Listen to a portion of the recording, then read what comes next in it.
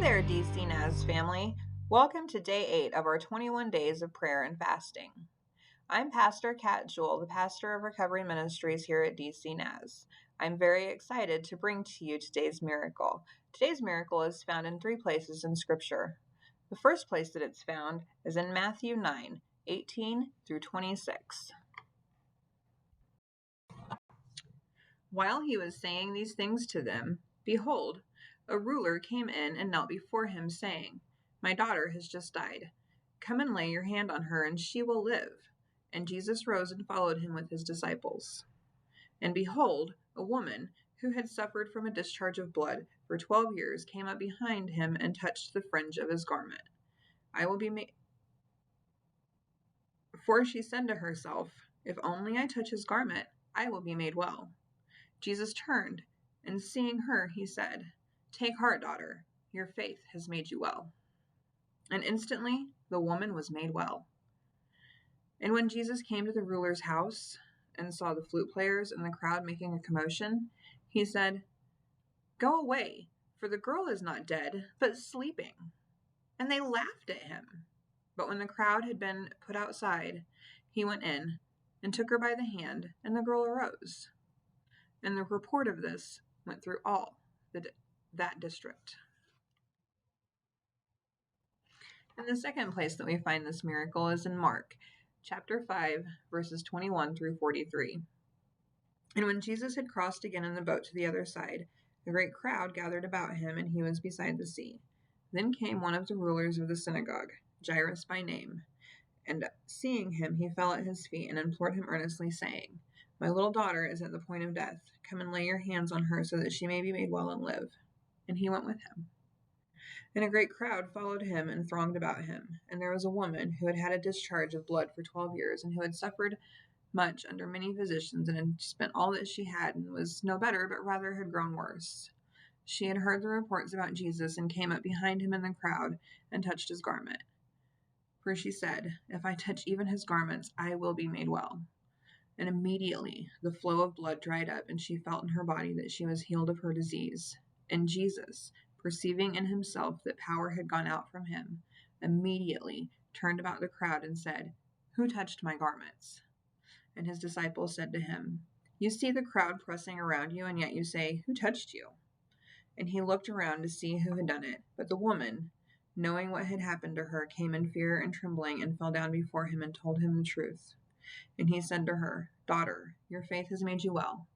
Go in peace and be healed of your disease." While he was still speaking, there came from the ruler's house some who said, "Your daughter is dead. Why trouble the teacher any further?" But overhearing what they said, Jesus said to the ruler of the synagogue, "Don't fear, only believe." And he allowed no one to follow him except Peter and James and John, the brother of James. They came to the house of the ruler of the synagogue, and Jesus saw a commotion, people weeping and wailing loudly. And then he had entered, and he said to them, "Why are you making a commotion and weeping? The child is not dead, but sleeping." And they laughed at him. And he put them all outside, and took the child's father and mother, and those who were with him, and went in where the child was. Taking her by the hand, he said to her, "Talitha cumi," which means, "Little girl, I say to you, arise." And immediately the girl got up and began walking, for she was 12 years of age. And they were immediately overcome with amazement. And he strictly charged them that no one should know this, and told them to give her something to eat.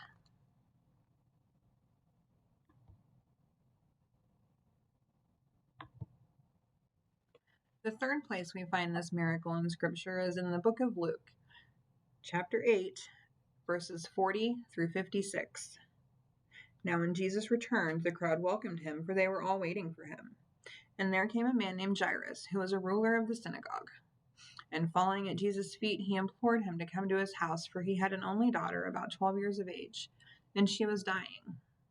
As Jesus went, the people pressed around him. And there was a woman who had had a discharge of blood for 12 years.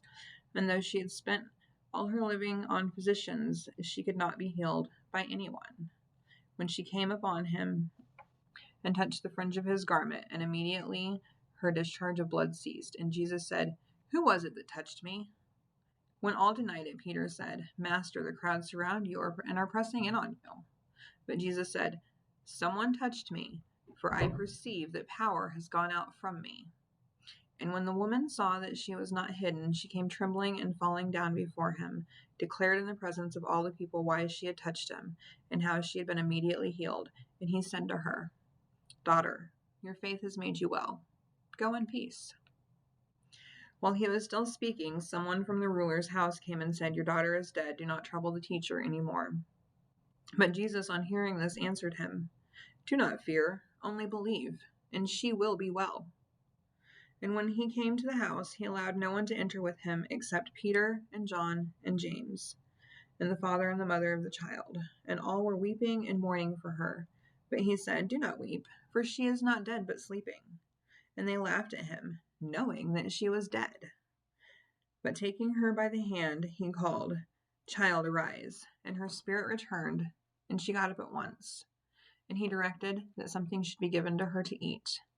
And her parents were amazed, but he charged them to tell no one what had happened.